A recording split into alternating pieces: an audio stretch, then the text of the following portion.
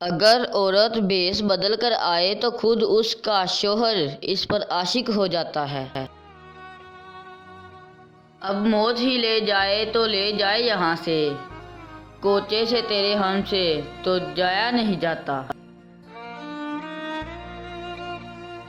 जिंदगी इतनी मुश्किल नहीं कि मर जाने को जी चाहे, बस कुछ दर्द ऐसे होते हैं कि जीने को दिल नहीं करता। मत पूछ सब्र की इंतहा कहाँ तक है, कि मत पूछ सब्र की इंतहा कहाँ तक है, तू सितम कर तेरी ताकत जहाँ तक है। सुन लिया हमने फैसला तेरा और सुनकर उदास हो बैठे, ज़हन चुपचाप आँख खुली है जैसे हम कायनात खो बैठे थे।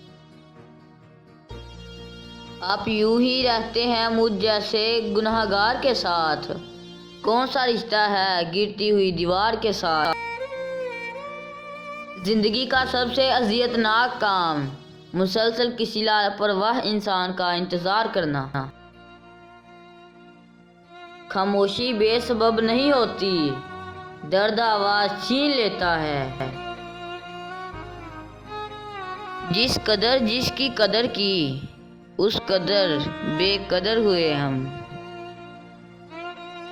सजदे की खूबी ये है कि हम फर्श पर सरगोशी करते हैं और वो अर्श पर सुनी जाती है। किसी इंसान का मुकम्मल खामोश हो जाना, कि किसी इंसान का मुकम्मल खामोश हो जाना चीख के रोने के बराबर होता है।